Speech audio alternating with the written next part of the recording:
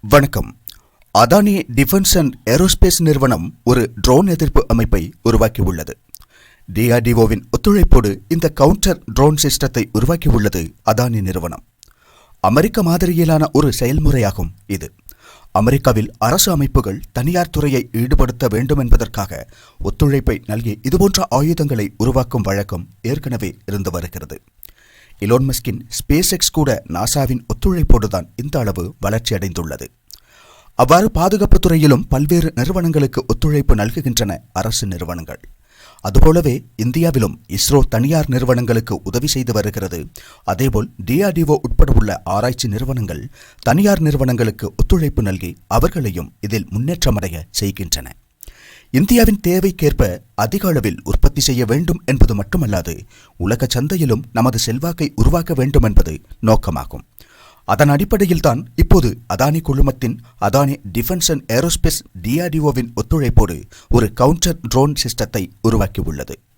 அதிசக்தி வாய்ந்த ஒரு பாதுகாப்பு அமைப்பாக அதை உருவாக்கியுள்ளது அதானி நிறுவனம்.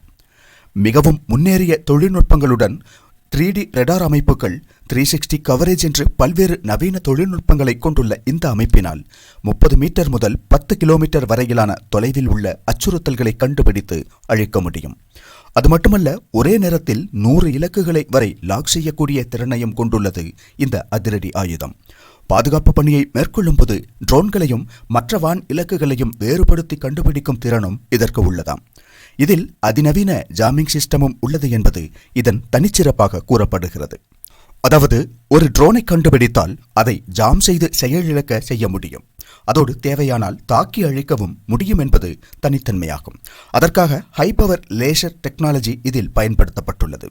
எதிர்காலத்தில் மிகப்பெரிய அச்சுறுத்தல் ட்ரோன்களால் தான் இருக்கும் என்பது தெரிந்த விஷயம்தான்.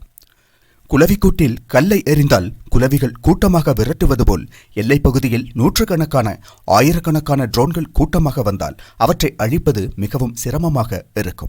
இந்நிலையில் நமது பரம எதிரிகளான சீனா ட்ரோன்களை அதிக அளவில் தயாரித்து வருகிறது. பாகிஸ்தானும் ட்ரோன்கள் தயாரிக்க முயற்சித்து வருகிறது. அதற்கிடையில் சீனாவிடமிருந்தும் துருக்கியிடமிருந்தும் ட்ரோன்களை அதிக அளவில் வாங்கியும் வருகிறது.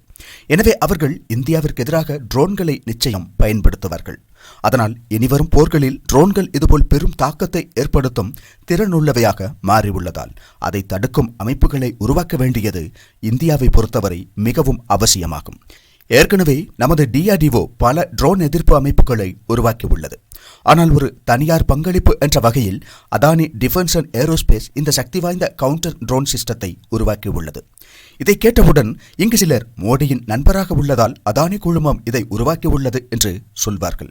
ஆனால் டாடா, மஹிந்திரா, அசோக் லைலண்ட் போன்ற முன்னணி நிறுவனங்கள் பாதுகாப்பு துறையில் பெருமளவில் முதலீடுகளை செய்து வருகின்றன. அவ்வாறு தனியார் துறையையும் பயன்படுத்திக் கொண்டு பெரும் அளவிலான ஆயுத உற்பத்தியை உறுதி செய்ய வேண்டும். தொடர்ந்து ஆயுத ஏற்றுமதியில் மிக முக்கியமான நாடாக மாற வேண்டும் என்ற நோக்கத்தில் செயல்பட்டு வருகிறது பாரதம். அமெரிக்கா பின்பற்றி வெற்றி கண்டுள்ள ஒரு முறையாகும் இது. அமெரிக்காவில் பெரும்பாலும் ஆயுதங்கள் விஷயத்தில் தனியார் நிறுவனங்களின் பெயர்களைத்தான் அதிக அளவில் நாம் கேட்க முடியும். அதுபோல் இப்போது இந்தியாவிலும் அதிக அளவில் தனியார் நிறுவனங்கள் பாதுகாப்புத்துறை உற்பத்தியில் ஈடுபட தொடங்கியுள்ளன. அரசு நிறுவனங்கள் மட்டுமே செய்தால் நாம் விரும்பும் வேகத்தில் எதையும் செய்ய முடியாது.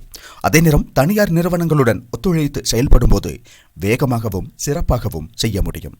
அதனால் அரசின் மேற்பார்வையில் தனியார் நிறுவனங்களும் பாதுகாப்புத்துறையில் அதிக அளவில் முதலீடுகளை செய்ய தொடங்கியுள்ளன. அதானி குழுமம் இப்போது உருவாக்கியுள்ளது வாகனங்களில் பொருத்த முடிந்த ஒரு கவுண்டர் ட்ரோன் சிஸ்டம் ஆகும். அதனால் அதை எந்த இடத்திற்கும் நகர்த்தி கொண்டு செல்ல முடியும் என்பது ஒரு சிறப்பம்சமாகும். இது மட்டுமல்ல, இதுபோல் பல ஆயுதங்களையும் பாதுகாப்பு அமைப்புகளையும் உருவாக்கி வருகிறது பாரதம். அவற்றை பற்றியெல்லாம் மற்றொரு காணொளியில் பார்க்கலாம்.